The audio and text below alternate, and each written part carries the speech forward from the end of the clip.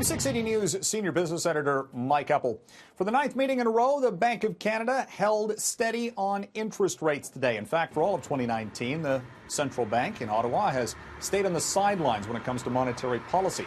Unlike others in the G7, which have been cutting interest rates, including the United States, the Federal Reserve there has cut rates 3 times this year.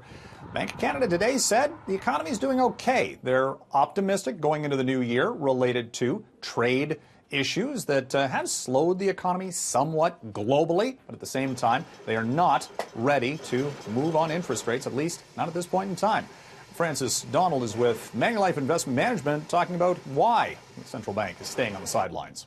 This is not a central bank that wants to cut interest rates anytime soon, and my sense is they're going to stall as long as possible.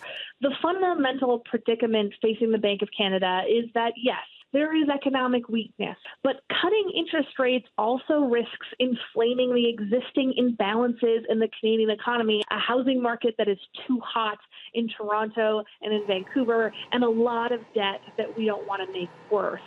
Well, next year, we can expect to be paying more when we go to the grocery store. The 2020 food price forecast issued by the University of Guelph and Dalhousie University, looking at what we can expect to pay. The average family of 4 could see the grocery bill going up by almost $500 for the year, with food prices expected to rise 2 to 4%. Meat prices could go up with more exports to foreign markets, and vegetable prices always affected by the weather, certainly climate change. And already this year we've seen veggie prices go up 14%, expected to climb further in 2020.